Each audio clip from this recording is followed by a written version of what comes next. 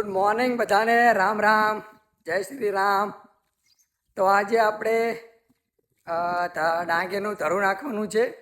તો આપણે તેના માટે શ્રીફળ અગરબત્તી લઈને આવી જાય છીએ, કારણ કે ભગવાનની દયાથી વરસાદ સારો થયો છે અને આપણે ખેતરમાં ડાંગર પણ સારી ઉગી જાય છે. પણ આપણા બીજા ખેતર માટે ધરું નાખવાનું છે. તો મારા પપ્પા અમને ધરું લઈ અને પહેલાં જતા રહ્યા છે ને મને કે તું શ્રીફળ અને અગરબત્તી લઈને આવજે. તો મેં કીધું સારું. તો આપણે લઈને આવી ગયા છીએ અને ભગવાનની દયાથી સારો વરસાદ અને થઈ ગયો છે અને સારું થાય તેવી ભગવાનની દયા છે. આ છે મારા પપ્પા અને આ મારો છે ભાઈ. અને હવે શ્રીફળ હોમવા માટે ભગવાનની દયાથી વરસાદ તો સારો થઈ ગયો છે અને સિઝન સારી આવે એના માટે શ્રીફળ વધેરી અને અમે અમારા મોલ જે વિધિ પ્રમાણે કરીશું તો ભગવાનની દયા રહેશે તો સિઝન સારી આવશે. તે માટે શ્રીફળ અને અગરબત્તી હોમી અને પછી અમે શરૂઆત કરીશું કે અમારે આ ખેતરમાં ધરું નાખવાનું છે. તો મારા પપ્પા અમને તો ઓછું ફાવે છે તો એ શીખવાડે બધું કે આ રીતે કરવાનું બધું. તો એ પહેલેથી ખેતી કરે છે. તો Stranded in the open, dried out tears of sorrow, lacking all emotion, staring down the barrel, waiting for the final gates to open to a new tomorrow.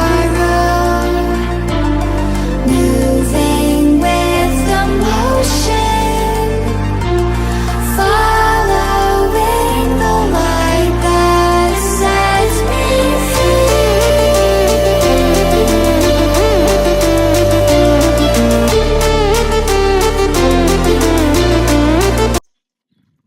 આ રીતે અમે ખેતરને પહેલાં એકદમ ધરું નાખવાનું છે એટલે સાફ કરી દઈશું અને પછી આમાં ધરું નાખશું. તો પહેલાં જે ખાંચા ખોળ્યા છે અને પાણી એક સમાન ભરી રહે બધામાં, કારણ કે તો જ ધરું સારું ઉગે.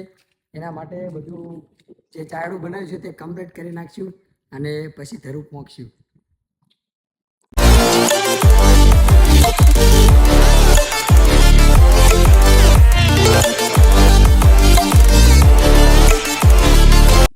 સેતર કરી નાખ્યું છે કમ્પ્લેટ. હવે તો બધું હાંકીને તો હવે આ ડાંગર લાવ્યા છીએ. ડાંગર 3 દિવસ પડ્યા પછી ઘણી બધી સરસ કોંટા થઈ ગયા છે નાના નાના. અને આ છે ડાંગર અને હવે આને પોંખવાની છે. તો મારા પપ્પા ને મારો ભાઈ બે પોંખશે. આ મારા પપ્પા છે, તેમને લીધું બખડ્યું કારણ કે એમને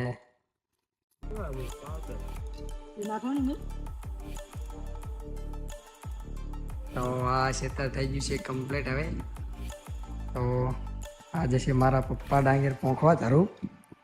તો એમને વધારે અનુભવ છે કે આ રીતે પોંખવાનું કે ખાલું ના પડે. તારે ખેતરમાં ધરું પોંખી દીધું છે અને લાઇટ છે નહીં એટલે તેમાં પાણી કરવા મારા પપ્પા અને મારો ભાઈ રોકાણા છે અને મને કીધું છે તું ઘરે જા, ટિફિન લઈને આવજે. ચલો તાણે આગલા વિડીયોમાં મળીએ. ત્યાં લગન બાય બાય. વિડીયો ગમે તો લાઈક અને સબસ્ક્રાઈબર જરૂર કરી લેજો. ચલો તાણે બાય બાય. જય શ્રી